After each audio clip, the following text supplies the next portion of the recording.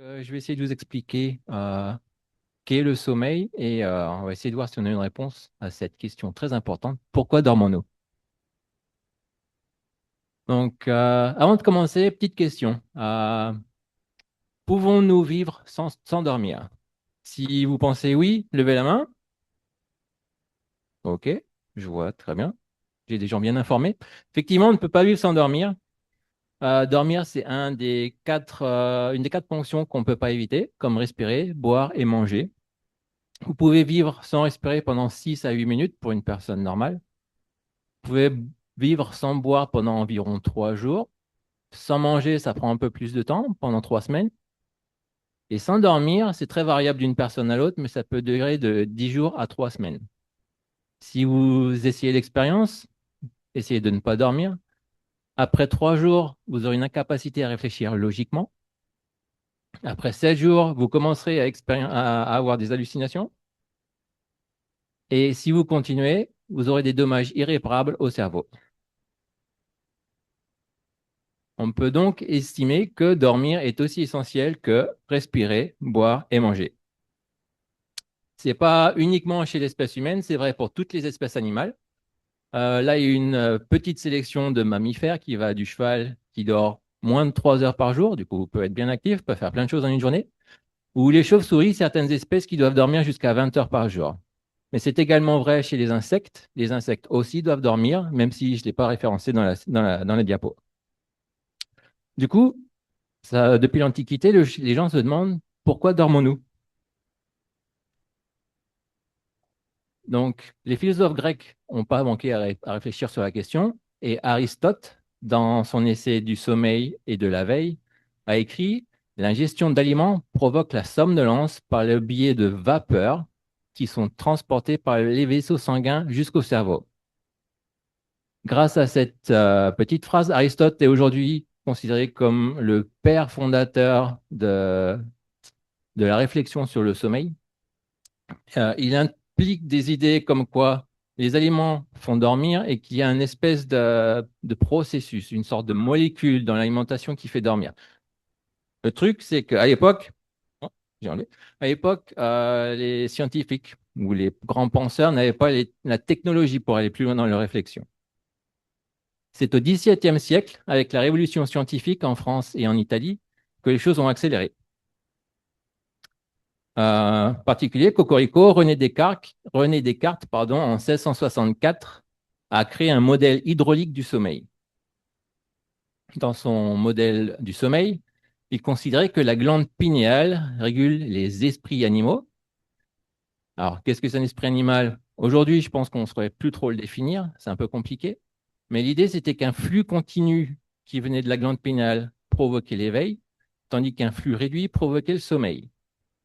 C'était ainsi la transition d'une interprétation mystique du sommeil à une interprétation mécanique. Un peu plus tard, au XVIIIe siècle, on a découvert les cycles circadiens. Alors, j'imagine que quand vous voyagez entre la France et le Japon, vous vous êtes rendu compte que vous ne vous sentez pas très bien en arrivant. Vous êtes un peu jet lag. Et est-ce que vous avez jamais demandé ce qui se passe?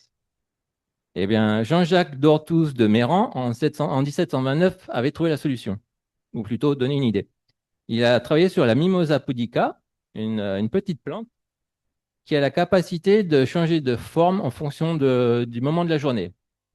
En journée, comme vous voyez ici, les feuilles s'ouvrent, tandis que la nuit, les feuilles se ferment. Il s'est posé la question de savoir que se passe-t-il si on met la plante dans un environnement sombre toute la journée. À sa grande surprise, même dans l'obscurité, la plante continuait de s'ouvrir lorsque, à l'extérieur, il faisait jour, tandis qu'à l'extérieur, lorsqu'il faisait nuit, la plante changeait de conformation, se remettait en mode fermé.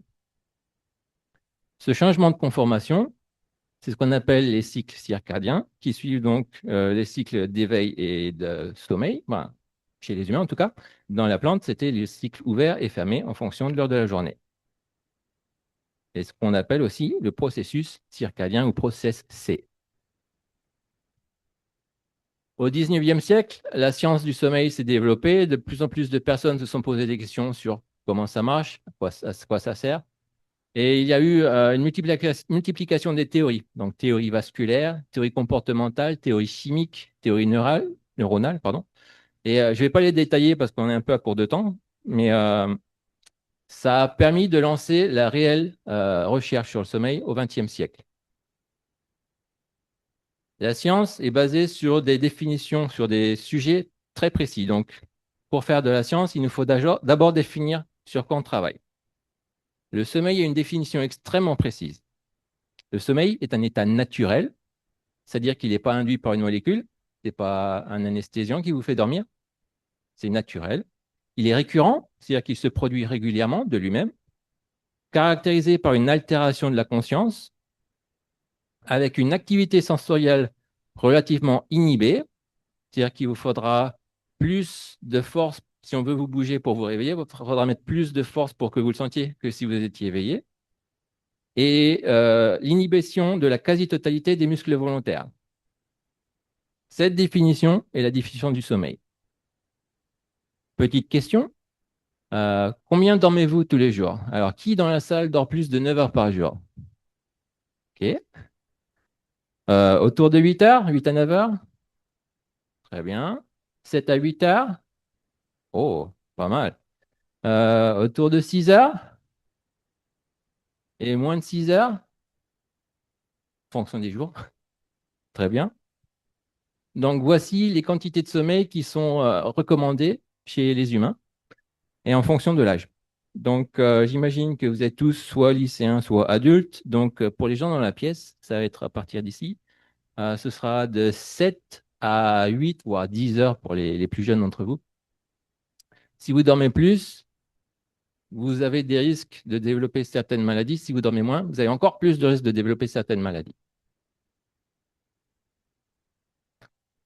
Un point important à savoir, c'est que ce n'est pas vous qui décidez combien vous dormez, c'est votre corps. Le sommeil est commandé par les besoins internes de l'organisme. Ainsi, au début des années 80, pour expliquer ce système, professeur Alexander Borbély a conçu le modèle à deux processus. Le premier, c'est le processus circadien, celui que j'ai décrit plus tôt avec la plante Mimosa pudica. Donc, dans ce système circadien, on va utiliser le pointeur. Donc, le système circadien monte au cours de la journée, puis en fin de journée, il va baisser. On est la nuit, et en fin de nuit, il va remonter, et ainsi de suite. Ça va être comme ça tous les jours. C'est votre processus circadien. Comment ça marche? Alors, c'est un peu compliqué. Dans les années 80-90, il a été découvert des gènes, les gènes qui sont impliqués dans la régulation de l'horloge. Ce sont les gènes PER, CLOCK, BMAL1 et CRY. Si vous voulez voir comment ça marche, c'est sur cette figure, mais on ne va pas la définir, on ne va pas la décrire. On va juste dire que les systèmes de régulation de l'horloge circadienne sont impliqués dans la régulation du sommeil, du métabolisme et plein d'autres choses, genre cancer, vieillissement et maladies cardiovasculaires. Et mine de rien, la découverte de ces quatre gènes a été félicitée auprès de la communauté scientifique et a amené au prix Nobel pour les trois équipes impliquées en 2017, prix Nobel de médecine. C'est pas tout. Ces trois gènes, en fait, sont impliqués dans la régulation de l'horloge interne du corps via un organe qui s'appelle le noyau suprachiasmatique, qui est ici dans le cerveau. Donc, c'est ce petit organe, il est tout petit, qui va réguler l'horloge de votre corps. Comment est-ce que cela marche? Eh bien, l'horloge, via l'expression des gènes que je vous ai présenté plus tôt, va réguler l'activité de la glande pinéale qui va produire la mélatonine. Mélatonine qui est considérée comme l'hormone responsable de la régulation des cycles éveil et sommeil depuis les années 60. Et si vous vous rappelez bien, la glande pinéale, c'est aussi ce que René Descartes avait décrit comme l'organe responsable de la régulation du sommeil. Comme quoi, René Descartes, il aurait mérité son prix Nobel aussi il y a quelques siècles. Donc voilà, c'est comme ça que marche le processus circadien. Ensuite, il y a un deuxième processus qui s'appelle le processus S ou homéostatique, processus du sommeil. Alors lui est encore plus simple, au moins théoriquement. Quand vous réveillez le matin, vous êtes au plus bas. Pendant que vous êtes éveillé, quelque chose dans votre organisme, soit dans votre sang, soit dans votre cerveau, va s'accumuler. Et celui-ci va enfin commencer à diminuer quand vous allez vous coucher. Très cyclique et c'est basé sur votre activité. Vous êtes éveillé, ça augmente, vous dormez, ça baisse. Comment ça marche? C'est un peu compliqué, encore une fois. On n'est encore pas très sûr. Mais en 1907, deux groupes de recherche, le premier de Legendre et Piron en France et le deuxième de Ishimori-san au Japon, ont fait la même expérience. Ils ont pris du liquide céphalorachidien, donc le liquide dans lequel le cerveau baigne, chez des chiens qui ont été privés de sommeil, et ils l'ont injecté dans des chiens qui n'ont pas été privés de sommeil. Donc cette expérience, par exemple, pour l'équipe française, ils ont déprivé les chiens de sommeil pendant 4 jours. Ils ont pris leur liquide céphalorachidien, ils l'ont injecté dans un animal témoin. Et ils se sont rendus compte que l'animal témoin se mettait à dormir. Quand ils ont fait l'expérience contrôle, en prenant un chien qui n'était pas privé de sommeil, après l'injection du liquide céphalorachidien, le chien qui a reçu ce liquide se portait très bien et ne dormait pas. C'est donc la démonstration que lorsque l'on est fatigué, il y a une molécule qui s'accumule dans notre corps et c'est cette molécule qui va nous forcer à dormir. L'identité de cette molécule n'est pas encore très bien caractérisée. Il y a plusieurs candidats, mais il n'y a pas vraiment de molécule magique qui répond à tous les besoins pour être la molécule parfaite. Donc, il y a plusieurs candidats, mais je vais vous parler de celle-ci en partie, de ce candidat en particulier, puisque c'était découvert par mon ancien chef quand j'étais à Osaka, Osamu Hayashi, le monsieur ici, tout en blanc. Et en 82, donc, son équipe a démontré que la prostaglandine D2, quand elle était injectée dans le cerveau d'une région particulière, allait activer les astrocytes via son récepteur spécifique, qui ensuite allait libérer de l'adénosine dans le cerveau. Adénosine qui va stimuler les neurones responsables pour le sommeil et donc induire le sommeil. Donc, parmi les molécules qui s'accumulent dans l'organisme et qui sont responsables pour l'endormissement, prostaglandine D2, c'est un des candidats. Et donc, c'est comme ça que le process S ou homéostatique fonctionne. Maintenant, si on combine les deux process, vous voyez ici, en rouge, process C et process S, on voit que les deux courbes ne sont pas synchronisées. Process C arrive à son maximum en fin de journée, tandis que process S, lui, il continue de monter jusqu'à ce qu'on aille se coucher. Du coup, ce qu'on appelle la fatigue, c'est la différence entre le process C et le process S. Quand vous êtes éveillé, la fatigue augmente, et quand vous allez vous coucher, la fatigue diminue. Maintenant, chez l'humain, il y a un processus en plus. Alors, ce n'est pas encore officiel. Moi, je vais l'appeler processus M aujourd'hui pour motivation. Disons que, par exemple, l'an dernier, c'était les Jeux Olympiques en France. Et si vous étiez au Japon, vous vous êtes rendu compte que tout se passait au milieu de la nuit. Donc, voilà, vous êtes fan de pétanque, vous voulez voir la compétition de pétanque. Et du coup, vous restez éveillé toute la nuit à regarder la compétition. Et du coup, le processus motivation vous a gardé éveillé et vous dormez pas, vous dormez pas de la nuit, vous restez éveillé pour une journée de plus. Ce qui se passe, c'est que votre processus C, lui, il reste inchangé. Par contre, votre processus S, lui, il va continuer de monter. Le niveau de fatigue avant que vous commenciez à regarder les Jeux Olympiques reste le même que d'habitude, sauf que plus le temps avance et plus celui-ci augmente. En fin de nuit, c'est là où ça commence à devenir compliqué. Autour de 3-4 heures du matin, c'est là où la distance entre processus C et S est la plus élevée. Vous avez vraiment sommeil. Mais heureusement pour vous, processus C, lui, il fait demi-tour, commence à remonter, se rapproche du processus S, et là, vous sentez un peu mieux. En plus, il y a le soleil qui est revenu, il fait chaud, sympa. Donc, tout va bien. Pendant la journée, vous arrivez à survivre. Le problème ensuite arrive, c'est en fin de journée, de la deuxième journée, puisque là, par contre, la distance entre processus C et S devient immense. Vous avez un besoin de sommeil absolu, donc vous allez vous coucher. Et ce qui se passe, c'est qu'après la durée de nuit normale, le processus S a baissé, mais n'a pas encore réussi à recouvrir jusqu'au processus C. Il y a encore un petit peu de sommeil manquant. Du coup, vous allez dormir plus longtemps. Ce qu'on appelle, nous, en science, le rebond du sommeil ou le sleep rebound. On peut aussi appeler ça la grasse mat. Et donc, avec un petit peu de grasse mat, vous allez finalement réussir à récupérer le petit peu de sommeil qui suffit ensuite pour vous sentir un peu mieux et avoir une bonne journée.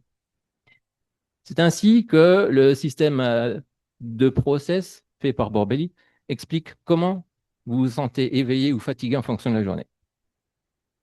Donc, comme vous savez, tout ceci se passe dans le cerveau. C'est le cerveau qui va réguler le sommeil, a priori, hein. Si ce n'est pas le cas, il y a un prix Nobel qui va se faire bientôt. Et le cerveau, c'est un organe assez simple, assez simple, non, très compliqué finalement, mais assez petit comparé à d'autres organes. Il fait que 1,3 kg à 1,5 kg. Mais par contre, c'est un organe très complexe qui contient une quantité astronomique de cellules particulières qu'on appelle les neurones. Alors, j'imagine que la plupart d'entre vous savent ce que c'est un neurone. Et il y en a beaucoup. Il y en a 86 milliards. Et juste pour vous donner une idée, 86 milliards, c'est à peu près autant de neurones que ce qu'il y a d'étoiles dans notre galaxie. Alors ça, c'est pas la nôtre, c'est Andromède, mais c'est juste pour représenter l'idée. Et donc, un neurone, qu'est-ce que c'est? Alors, un neurone, c'est fait en trois parties. Il y a le corps cellulaire, il y a les dendrites et il y a l'axone. Les dendrites, c'est la partie qui reçoit les messages. C'est un peu comme les oreilles chez un neurone. Les autres neurones vont lui parler, il va recevoir le signal. Plusieurs neurones peuvent parler en même temps à celui-ci. Le message des autres neurones va ensuite être intégré dans le corps cellulaire. Et le corps cellulaire va décider en fonction du message s'il y a un autre message à transmettre. Et si cela doit être fait, ce sera par l'axone que vous voyez ici, qui ensuite transmettra le message à d'autres neurones ou à des organes cibles. Donc, ces neurones produisent un signal électrique. Et c'est en 1924 que Hans Berger, un physicien allemand, pardon, physiciste en anglais, donc un médecin allemand, a fait la première grande révolution pour la recherche sur le sommeil. Il a inventé l'électroencéphalogramme. L'électroencéphalogramme, c'est quoi? C'est une machine qui permet d'enregistrer l'activité électrique du cerveau. Et dans son expérience, il a demandé à son sujet de garder les yeux fermés ou ouverts et s'est rendu compte que les ondes électriques du cerveau étaient différentes. Ici, c'est une photo du premier enregistrement électrographique d'un cerveau humain. C'est donc par cette machine que l'on peut maintenant comprendre ce qui se passe dans le cerveau. En 1937, Loomis a utilisé la machine pour analyser plus spécifiquement ce qui se passe pendant le sommeil. Et il a pu remarquer qu'il y a une phase du sommeil, qu'on appellera le sommeil lent en français, ou non-REM sleep en anglais, qui est assez particulière, qui a des caractéristiques que je ne vais pas détailler ici, ce n'est pas forcément l'intérêt, mais je vais vous montrer au moins la différence entre l'éveil et le sommeil lent. Donc la ligne du haut ici, c'est le courant électrographique, donc l'activité électrique du cerveau, et en dessous, c'est l'activité myographique, donc l'activité des muscles. Lorsque vous êtes éveillé, vous avez une activité musculaire, vous bougez, et l'activité électrique du cerveau a une faible amplitude, mais une forte fréquence. Lorsque vous dormez, l'amplitude électrique du cerveau augmente, vous avez des ondes beaucoup plus grandes, mais la fréquence, elle, diminue. Alors que l'activité musculaire, elle devient plate. Vous ne bougez plus, donc il n'y a plus d'activité musculaire. C'est ainsi qu'on caractérise les cycles d'éveil et de sommeil, en tout cas de sommeil lent. En 1953, l'équipe du professeur Kleitman aux États-Unis a découvert le sommeil paradoxal, ou en anglais REM sleep, Rapid Eye Movement Sleep. Donc, le REM sleep, c'est quoi? Le REM sleep, c'est une activité électrique dans le cerveau qui est assez rapide, relativement proche de ce qu'on trouve pendant l'éveil, avec une amplitude légèrement supérieure à l'éveil, mais pour des non-spécialistes, c'est difficile à voir. Par contre, pas d'activité myographique, pas d'activité musculaire. Un truc à savoir, c'est que c'est aussi pendant ce REM sleep que vous avez les rêves les plus vivides, techniquement. Quand vous vous réveillez, vous vous rappelez de vos rêves, très certainement, c'est les rêves que vous avez eus pendant le REM sleep, pendant le sommeil paradoxal. Et pourquoi ça s'appelle REM, Rapid Eye Movement Sleep? Tout simplement parce que vos yeux bougent très rapidement pendant cette phase.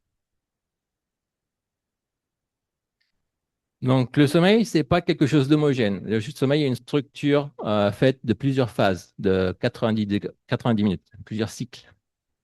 Là, c'est une représentation d'un exemple où une personne qui est éveillée va s'endormir.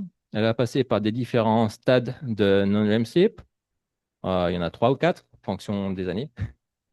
Ce qui compte sur cette figure, c'est de voir que donc on a les premiers cycles, deuxième cycle, ainsi de suite. Et durant la première moitié du sommeil, on va voir que les gens ont principalement du sommeil profond. principalement du sommeil lent. Tandis que durant la deuxième moitié de la nuit, les gens vont avoir principalement du REM sleep, du sommeil paradoxal, ce qui correspond aussi à la période de rêve. C'est pour ça que vous en rappelez bien quand vous vous réveillez.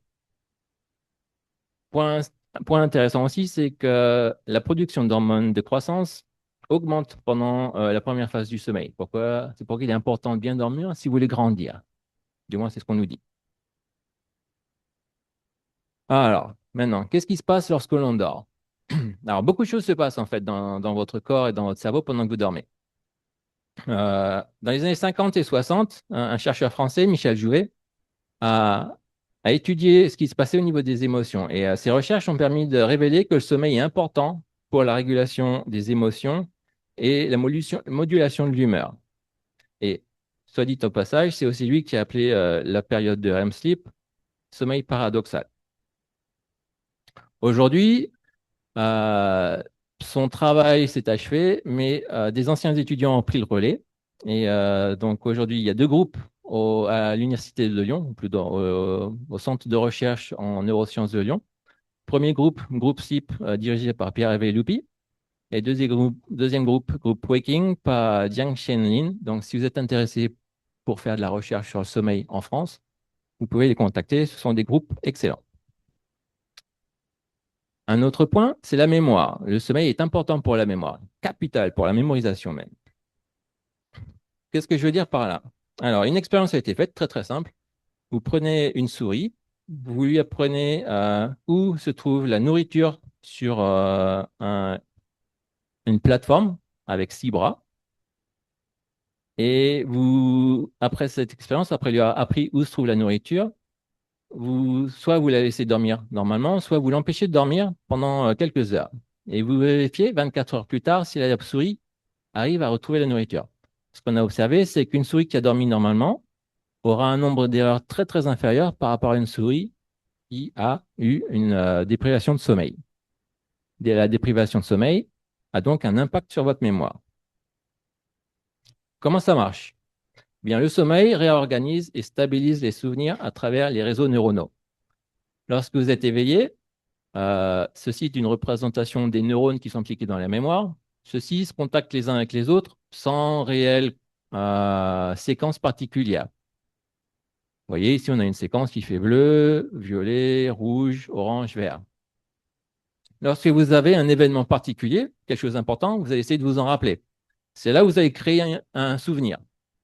Et donc, ce souvenir chez cette souris va être encodé par la séquence rouge, bleu, vert, orange, rose.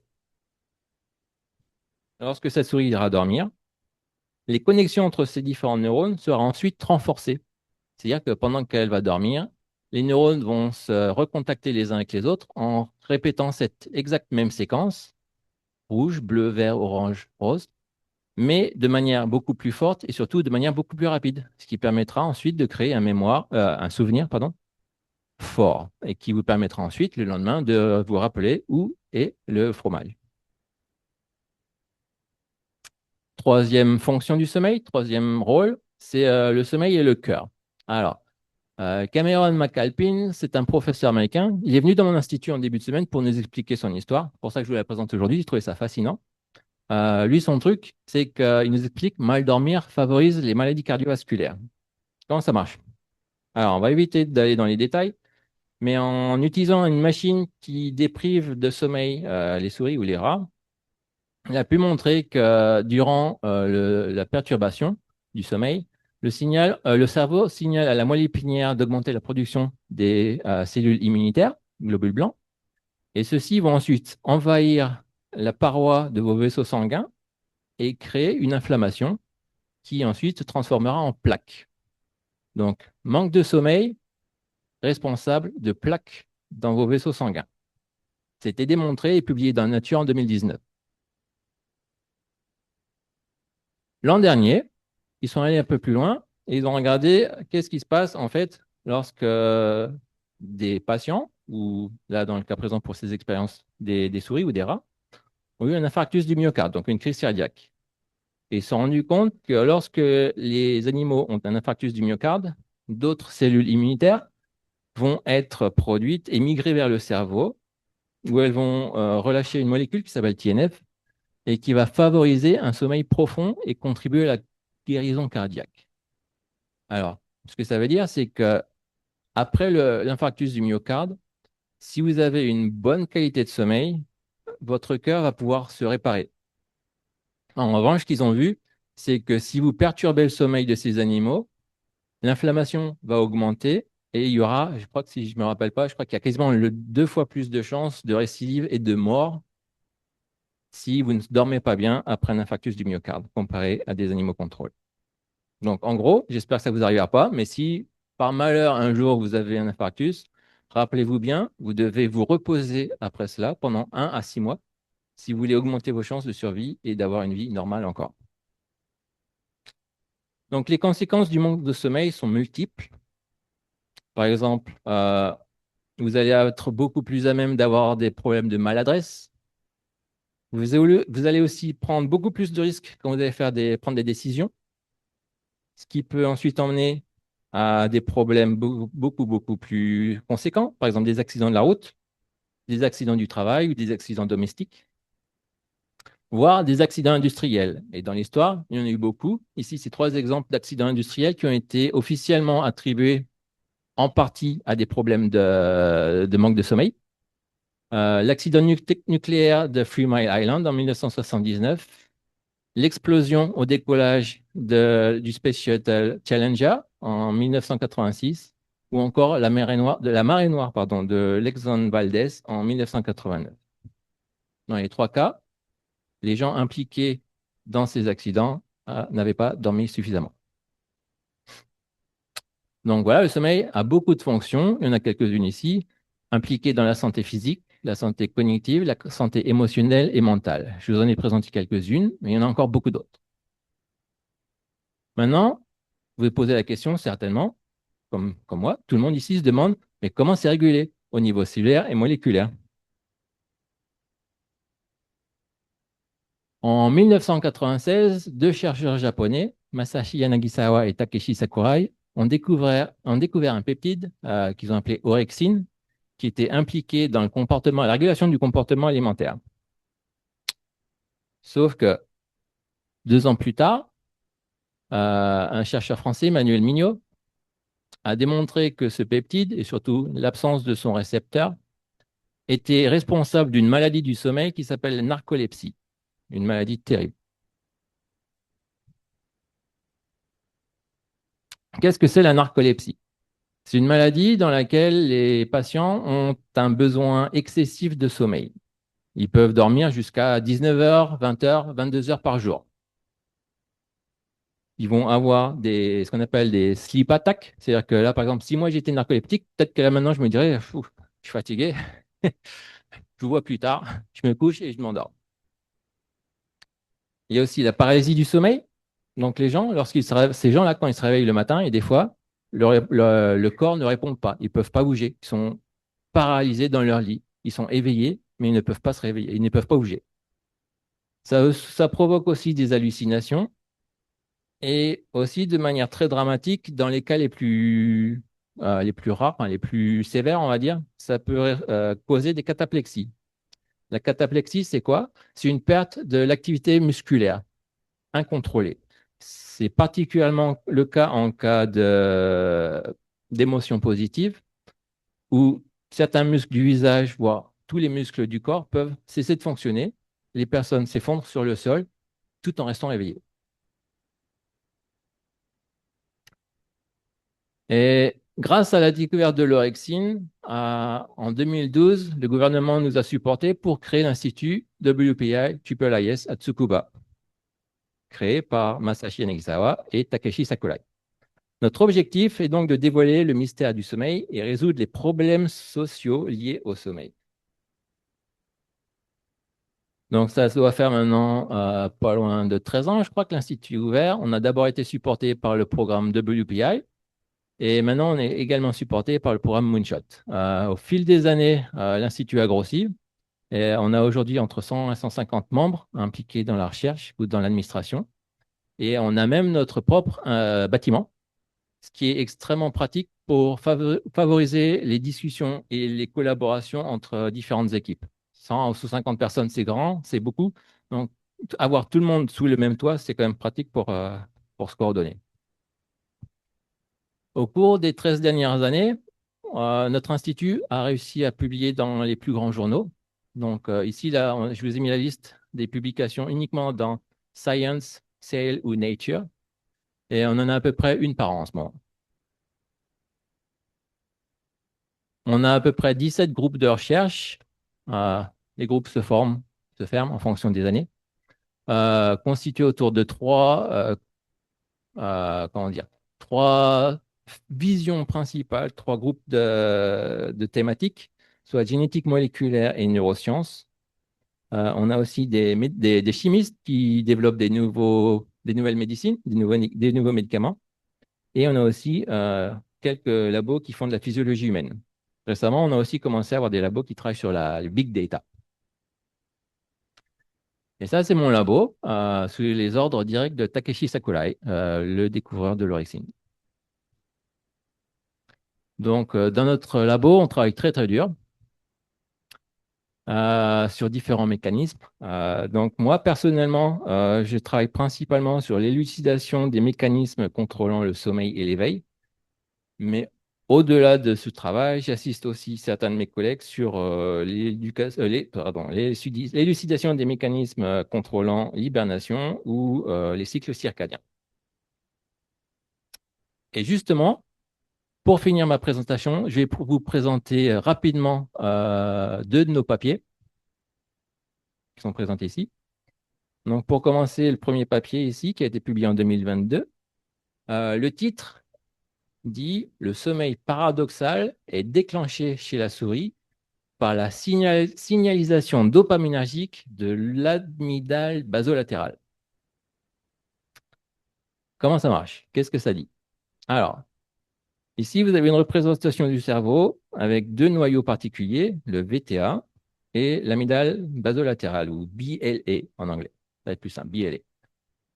Et donc, ce qui se passe, c'est qu'il y a certains neurones dans la VTA, c'est des neurones qui font de la dopamine, projettent vers la BLA, et l'activité de ces neurones, lorsqu'ils sont activés, est une activité négative. Ils vont inhiber les neurones qui sont dans la BLA. On a utilisé des outils génétiques, transgéniques, etc., pour regarder l'activité des neurones au niveau de la BLA ici. Particulièrement, on a regardé ce qui se passe au niveau de la dopamine. Donc, je vous ai dit, les neurones dopaminergiques projettent de la VTA vers la BLA. Donc, ils relâchent de la dopamine dans cette région. Donc, on a regardé qu'est-ce que fait la dopamine dans cette région. Et ce qu'on a vu, c'est que lors d'une transition entre le sommeil lent et le sommeil paradoxal, non-REM vers REM, systématiquement, avant la transition, on a une augmentation de la quantité de dopamine au niveau de la BLA. On s'est dit, tiens, intéressant, euh, la dopamine augmente avant la transition, donc est-ce que cette augmentation aide à la transition du non-REM vers le REM sleep? Donc, on a utilisé une méthode assez particulière qui nous permet de contrôler l'activité des neurones. Et donc, ce qu'on a décidé, c'est de contrôler l'activité des neurones de la VTA. Lorsque on stimule les neurones de la VTA pendant que l'animal il est en sommeil lent, ce qu'on observe, c'est que l'animal transitait très rapidement en REM sleep, en sommeil paradoxal. Si on faisait l'expérience contrôle dans un animal où on ne contrôlait aucun neurone, la transition était plus longue. Ce qui veut dire qu'effectivement, c'est bel et bien l'activité des neurones dopaminergiques de la VTA qui projette vers la BILA qui est responsable pour la transition du non-REM vers REM sleep. Il y a d'autres détails plus importants, plus spécifiques et plus compliqués à comprendre. Mais tout ceci nous a permis ensuite de créer un modèle. Et ce modèle nous permet en plus de faire une hypothèse qu'en contrôlant ce network, ce réseau, il est possible que nous puissions contrer les effets de la cataplexie. Vous vous rappelez, je vous ai dit, les gens ils perdent l'activité musculaire.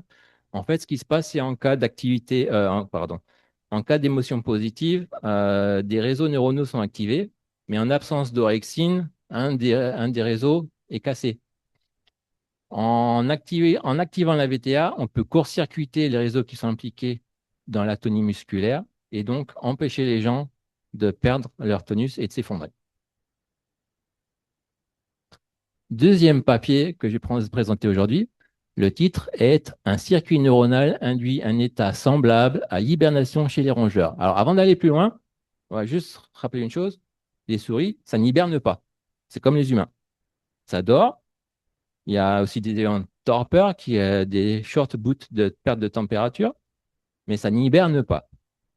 Du moins, jusqu'à maintenant. Dans les souris, ou même pas d'ailleurs, les humains aussi, mais bref, il y a des neurones dans le cerveau qui s'appellent des QRFP. Donc, c'est des neurones qui fabriquent un petit peptide appelé QRFP. Il y a très très peu de ces neurones en fait dans le cerveau et on ne sait pas à quoi ils servent. En tout cas, pas trop. Du coup, on s'est demandé qu'est-ce qui se passe si on active spécifiquement ces neurones dans le cerveau. Ici, vous avez une vidéo ou des photos, peu importe, on va regarder sur les photos, vous pouvez voir la vidéo en même temps. Lorsqu'on active ces cerveaux via chémogénétique, qui est un outil moléculaire utilisé en neurosciences, on a vu que la température de la souris passait de 38 degrés à 31 degrés en une demi-heure. Si vous regardez 6 heures plus tard, la souris tombait à 25 degrés, température ambiante. Et uniquement après 2 ou 3 jours, la température de la souris remontait à température normale. Ici, sur la vidéo, vous voyez une souris normale et une souris dont la température est baissée via cette activation qu'on a appelée QIH pour Q Neuron Induced Hibernation. Notre labo a donc été capable, par l'activation d'un tout petit groupe de neurones dans le cerveau, d'activer les processus d'hibernation dans une souris. Du coup, qu'est-ce qu'on peut faire avec ce genre de données? Eh bien, par exemple, avec la capacité à baisser la température d'un corps, on peut s'en servir pour protéger les organes. Plusieurs études ont montré que lorsque vous baissez la température du cœur, encore une fois, après un infarctus du myocarde, ou du cerveau après un trauma, vous pouvez faciliter les chances de recovery, de réparation tissulaire. Sauf que les techniques actuelles pour baisser la température, c'est des techniques extérieures. C'est-à-dire que vous forcez l'organe à se refroidir en donnant de la glace, ce genre de truc. Sauf que l'organe, lui, il ne veut pas baisser. Lui, il veut rester à température normale, à 37 degrés. C'est-à-dire que c'est relativement peu efficace encore comparé à ce que ça pourrait être, parce que de son côté, l'organe, lui, il essaye de forcer la température à monter. Donc, si on arrivait à forcer le corps à descendre sa propre température par lui-même, on pourrait obtenir des résultats encore meilleurs que ce qui a été publié jusqu'à présent. Et ça pourrait être utilisé, par exemple, dans les services d'urgence en cas de trauma violent, accident de la route et autres, pour favoriser la survie des patients et les processus de réparation cellulaire. Autre possibilité, on va voir un peu plus loin. Là, c'est peut-être un petit peu optimiste, mais comme vous savez, euh, il y a certaines personnes dans ce monde qui essayent d'aller jusqu'à Mars. Eh bien, notre technique pourrait aider à cela. Effectivement, le voyage jusqu'à Mars, ce n'est pas un pique-nique. Ça prend 6 à 9 mois juste pour y aller, 6 à 9 mois pour revenir, et pour l'instant, vous n'avez rien fait là-bas. Donc, il faut rester un petit peu plus longtemps là-bas. Du coup, vous êtes parti sur à peu près 2 ans minimum. Sauf que ce qu'on a remarqué, c'est que euh, pour les astronautes dans l'espace, très rapidement, ils observent des pertes osseuses, une atrophie musculaire, des troubles visuels et ainsi que des effets immunitaires simulant un vieillissement accéléré dès les premiers mois dans l'espace, malgré l'activité physique qu'ils ont intensive pour essayer de contrecarrer les effets négatifs de la microatmosphère. Eh bien, notre labo collabore en ce moment avec la JAXA, donc l'Agence spatiale japonaise, pour voir si induire l'hypothermie dans des souris permettrait peut-être d'éviter ce genre de troubles lorsque l'on va dans l'espace et ainsi aider à voyager pendant de longues périodes dans l'espace. Voilà, dernière diapo. Donc, merci d'avoir écouté. Pourquoi dormons-nous? La réponse d'un chercheur en neurosciences, eh bien, on ne sait pas. Merci de m'avoir écouté et merci, j'attends vos questions avec impatience.